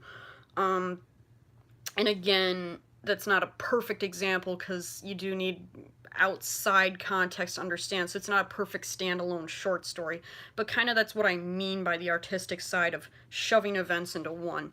Now, a better short story I read, it's not by me, I was doing a different prompt challenge on a whole different website. There's no outside context to this whatsoever, because it was just on a random forums, and the author goes by multiple names on the forums. Right now it's Folio, Foleo, and she started this writing prompt challenge. I actually gave her the prompt that inspired this story, which it's such a good story, so I'm very proud of it, even though I didn't write it. The prompt is, oh crap, my prompt was, there's a special hell for the undeserving, and it's called war. That was my prompt, and then she writes this story, and this story very clearly comes from a larger narrative. Once you start reading it, you realize there's a lot more to these characters, and that's kind of what I feel like this would be the perfect, writing style for the short story that you're currently writing. Oh my gosh, what's the story called? I can't believe I forgot. I'm mind blanking right now. It's just us. Yes. Okay, so it's just us. I feel like this next story is more kind of the style that you probably were trying to go for. Excuse me. Oh, gosh. Okay. Don't drink carbonated beverages before making videos. Clearly. Okay, and again, I'll have these links in the description of the video. Alright. So. I'm not even going to give you, because I've read this story several times, I'm not going to give you any context to it. You're just going to have to enjoy it for yourself. Tyrone's dying, and the blood won't stop. I'm calling for the medics, begging them to help, but they can't hear over the havoc of war. Or maybe they just won't listen. And the blood just keeps flowing through my hands, and oh God, why is there so much? Tyrone's fingers brush mine, my inadequate, useless fingers that can't even keep his blood inside of him, and he smiles that stupid smile of his, and mouths 3 simple words, and no, this can't be happening, there must be a mistake. A healer rushes over, crouches down, feels for a pulse. She shakes her head and moves to leave. I kill her. Because the world doesn't need someone who won't even try to save Tyrone. 2 bodies next to me now. The stupid, no-good healer and Tyrone. Beautiful, graceful Tyrone. Talented, skilled Tyrone. Tyrone, my lover. With Tyrone gone, there's no need to protect myself. There's nothing to go back home for. No aproned earth mage waiting with a stew that looks more radioactive than edible, that I choke down anyways, if only to see his smile of pure, unadulterated joy. No more trailing butterfly kisses on the exotic red tattoos marked across his fair, unblemished skin. He still won't. Will never now. Tell me where they came from or what they mean, but it doesn't matter. He'd tell me when he felt ready, and I'd love him irregardless of what he said. I guess I'll never find out.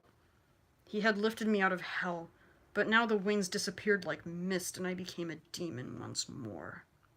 When I reach the front lines, a battered mage looks at me in relief, glad that reinforcements were coming. He doesn't understand.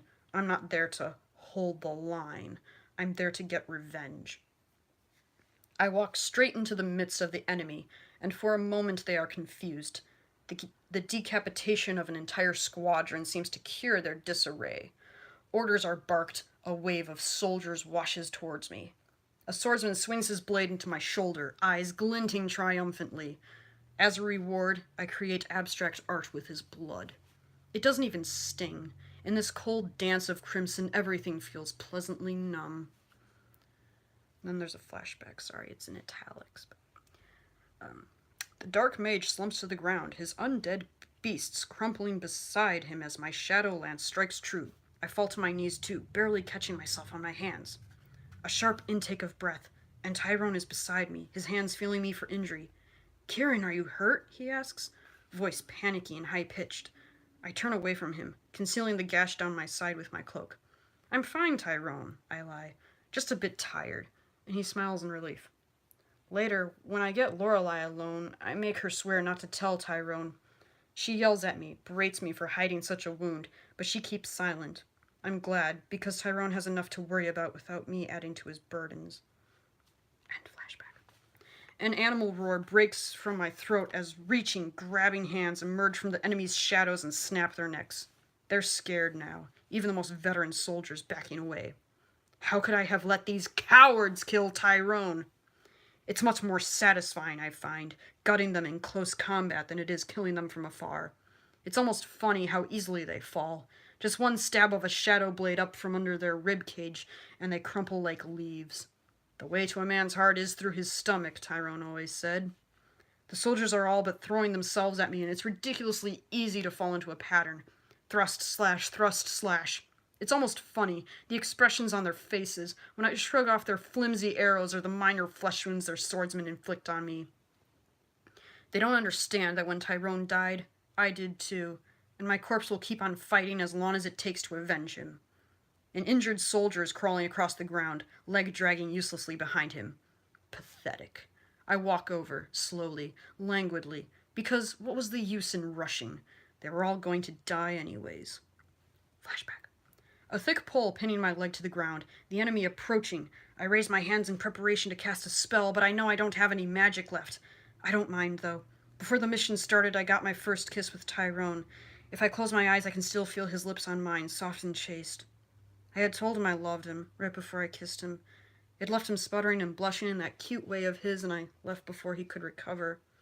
At least he knows my feelings now, even if I don't make it back. End flashback. Another soldier, perhaps 18 years of age, leaps in front of him. Arms spread, tears trailing down his face. He's saying something in their language, mostly too rapid fire for me to decipher, but after months of fighting I've picked up a few words. It seems he's begging for his friend's life. Stop, can't you see he's injured? Fight me instead. Don't hurt Kieran. Sorry, flashback. I open my eyes to see Tyrone, of all people, in front of me. He's holding a crudely constructed crystal sword, but his hands are shaking so much it's a wonder he doesn't drop it. Tyrone never was meant for the front lines. End flashback. As the soldier falls, blood spraying from a neck wound, his helmet comes flying off and a long brown braid falls out. Flashback. And because he's such an idiot, he just stands there as the enemy shoots a fireball at him. He staggers back, falling to his knees, and I see a blackened hole in the front of his shirt, revealing angry red flesh underneath. Why? I ask in horror, cursing my uselessness, damning my immobile leg. Because Tyrone turns and smiles that stupid smile of his, as if we weren't in the middle of a battle, as if we were merely in a quaint cafe on the streets of the merchant district. I love you too, Kieran. Everything goes quiet. It's strange, really. I can see the chaos spinning around me, but I can't hear it. Slowly, curiously, I look around, and my gaze falls on the wood-handled spear jutting out of my abdomen. I follow it to its wielder, and see the injured soldier from before. There's angry tears flowing down his cheeks, and my blood splattered all over his uniform. His own blood, too. He had run straight into my blade. We are alike, him and I. All we're trying to do is to deal retribution for what we have lost. Together we fall, the two Avengers, crumpling to the ground like forgotten memories. Marionettes. And marionettes we are in this mindless war. But the show's over for us. The hero became the villain and was slain by one of his victims in a bout of poetic justice. The end. I love you. That's what Tyrone had said, in his last breath. It only seems right to answer him in mine. I look to the heavens, because if there's really an afterlife, that's where Tyrone would be. I love you too, Tyrone.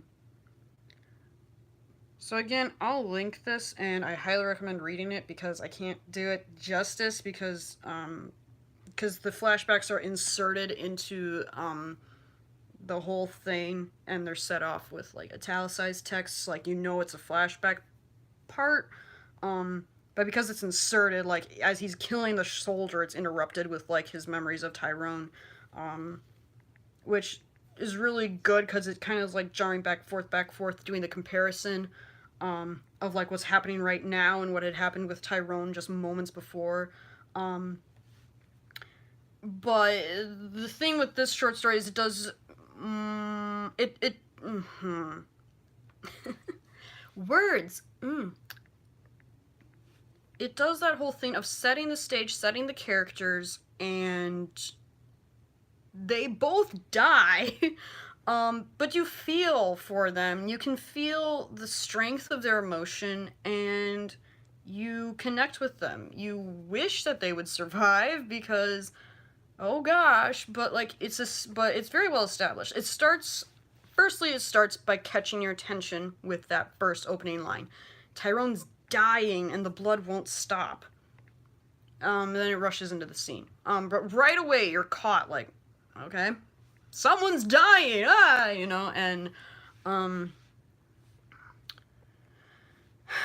we're given bits of the character's personality. He's very angry, doesn't verbalize it, doesn't express it in his face. You can tell that there's this just absolute coldness because he doesn't, like, for example, when the healer rushes over and is, like, rushing off, like, I can't even be bothered to stop because he's a goner, he just kills her. He doesn't yell at her. He doesn't say, hey, what are you doing? He just kills her. So already you're like, wow, okay, cold guy. And at first you're like, wow, that's over the top. But then as you're reading, you know, it becomes very apparent that it's like, he does not care.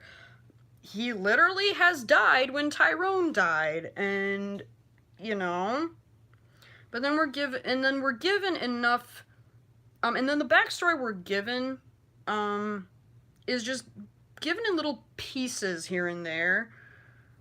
Like we have that little, like when, like finding out about Tyrone, we have that little paragraph with Tyrone gone, there's no need to protect myself, there's nothing to go back home for, no aproned earth mage waiting with a stew that looks more radioactive than edible that I choke down anyways, if only to see a smile of pure unadulterated joy, no more trailing butterfly kisses. So we have that little paragraph that just gives us a glimpse. It's just a glimpse, but it's an impactful glimpse because we see, oh, okay, so they have been together for a while. At least the narrator really likes Tyrone. We find a little later that it was reciprocated. Well, okay, we find out like a few seconds later because he's kissing down his skin, and that's a little intimate. And it's interspersed with this, and it's interspersed with the sadness still because he's gone, so I don't need to, there's nothing to go back home, not even, you know, his shitty cooking. and you know, I remember kissing down his beautiful tattooed skin, and now I'm never gonna know what those tattoos meant. He was gonna tell me in his own time, but now I'm never gonna know. You know, it's like, oh, that's so sad. You know, and then he's going through slaughtering people, and as he's slaughtering people, he's getting these little flashbacks to just, you know, first a battle earlier with Tyrone, and then this random girl, Lorelei, which again, she's only in there for a second, but we already get that there's meaningfulness to her existence, because clearly she knows Tyrone should know. She knows that, you know, Tyrone really cares about Kieran. She knows that Kieran cares about Tyrone, and she's like, you need to tell him, you know, and he's like, I made her swear not to tell Tyrone. She yells at me, berates me for hiding such a wound, but she keeps silent. You know, and we see like, okay, he's worried about Tyrone, you know, above himself. Then we get to the next flashback where it talks about, where he got pinned to the ground, and, he's like, I remember, you know, Tyrone gave me a kiss, and then, you know, stop, can't you see he's injured? Fight me instead, don't hurt Kieran. I opened my eyes to see Tyrone, of all people, in front of me. He's holding a crudely constructed crystal sword, but his hands are shaking so much it's a wonder he doesn't drop it. Tyrone never was meant for the front lines. So we can tell, okay, so Tyrone is a soft-hearted person, he cares very deeply, he's thrown into this horrible place, this horrible time, this horrible event, and, you know, Tyrone never was meant for the front lines. It becomes so much more impactful with the like, what is it, 3 sentences that came just before it with, stop, don't hurt him, fight me instead. And he's shaking, you know, he's standing between the person he loves and the enemy, and he's shaking, like he's clearly terrified. He's asking an enemy not to kill an enemy, you know, like, and we're kind of like, Tyrone, really, come on, dude, like, yes, an enemy's totally just gonna not attack because you said so, like, obviously not, but, you know, we can see that, you know, he's emotional, he's soft-hearted, and just, you know, please, you know, and, she's so cute. Then, because he's such an idiotic fool, he just stands there as the enemy shoots a fireball at him. Like, oh my gosh. Like, yeah, Tyrone clearly isn't meant for the front lines. But again, that sentence is so much more impactful because of what's told before it. And this is kind of with that show and tell that's talked about. We're shown that he's a soft person, and then we're told he's not meant for the front lines, but we're shown and told, but the telling is more impactful because first we're shown. I hope that makes sense. I hope everything I've been saying makes sense. But yeah, I'm gonna link that, and that's really the best advice I can give you, is to read as many short stories as possible, the good ones and the bad ones. go through the plot diagram where it has, you know, the intro, rising, falling, resolution stuff. Do practices. Practice just pulling a scene, just pulling an emotion, a color, an object, and just write about that and how is that relevant to your character. Even just little bits and pieces, even if you don't finish any of them, just having the exercise of writing things in different ways, expressing things differently, practicing that show versus tell. Even just sentences, even if you just practice like, okay, what's a cool, what's something I, what's a show, what's a tell, like here, let's pull out the, let's pull out your story. What's a tell? What's a tell? What's a tell?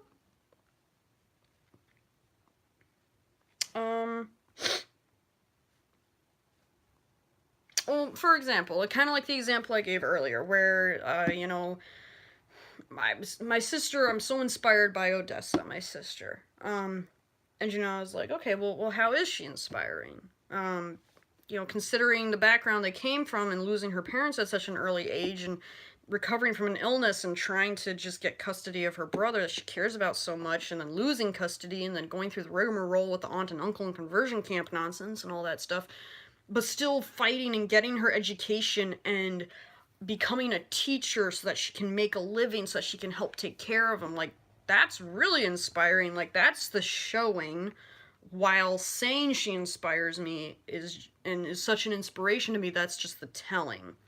So just practice with things like that, and practice short. A good short practice is practicing flash fiction, which I'll link to you as well. There's a Tumblr, of all things, that's really fantastic with flash fiction, and it's a great way to practice those showing versus telling, as well as those condensing feelings and thoughts and into shorter form and shortening, because flash fiction is a short story that's, I think at most, is 100 words. Very short stuff. And let me just give you a taste of that with this Tumblr. And I swear I won't take too long because I've already been running for so long. But it's a Tumblr, Quiet Pine Trees. They're also on Twitter. Also as Quiet Pine Trees on Twitter. Or sorry, t.r.darling on Twitter. Alright. Let me scroll down a bit. Get to some good stuff. Oh, she's recently updated with a lot of stuff, but I want to go to the earlier stuff because I haven't read any of this and I want to pick something familiar. Oh my goodness, there's so much stuff.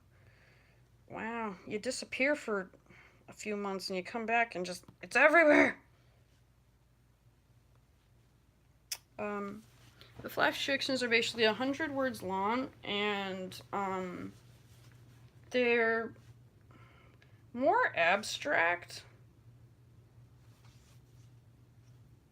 Stop it.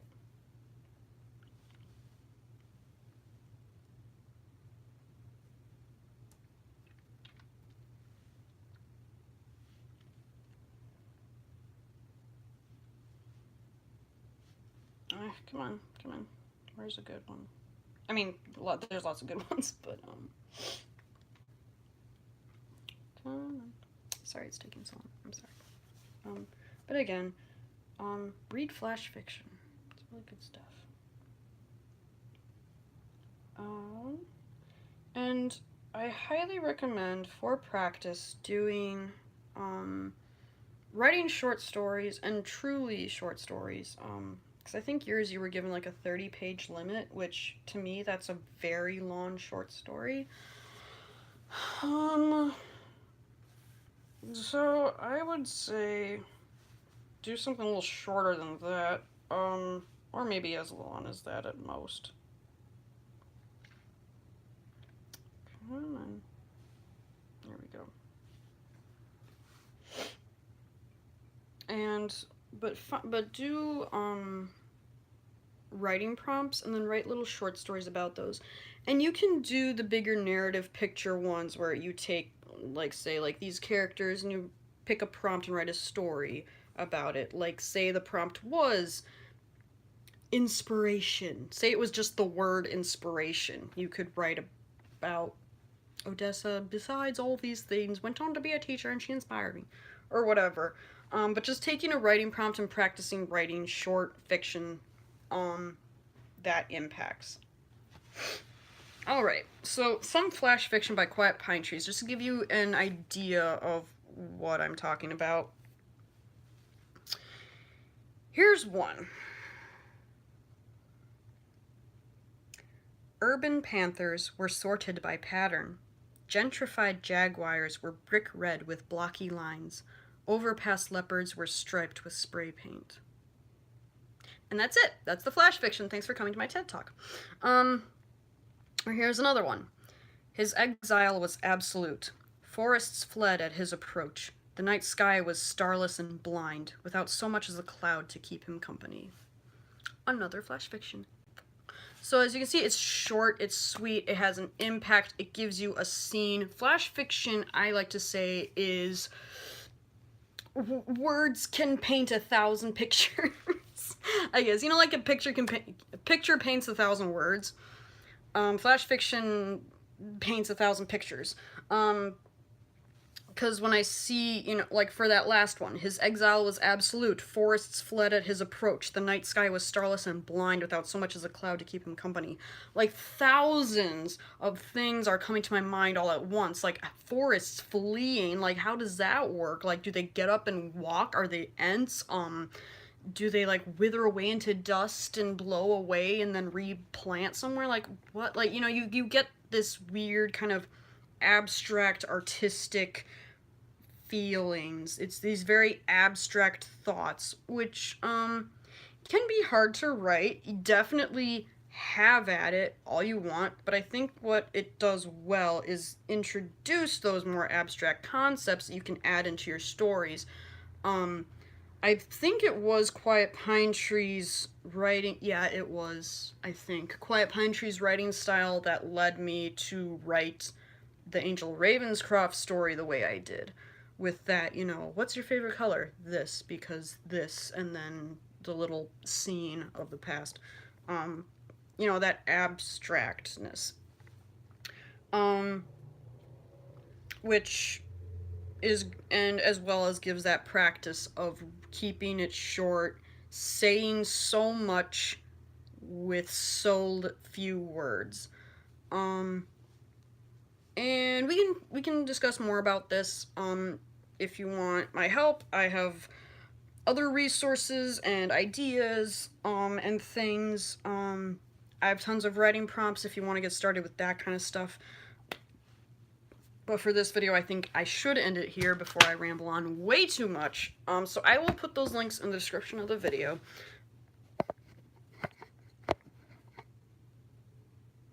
Alright, and the short story that I wrote, I don't think I have a link for, because it's in my Google Docs, but I can send it to you if you want.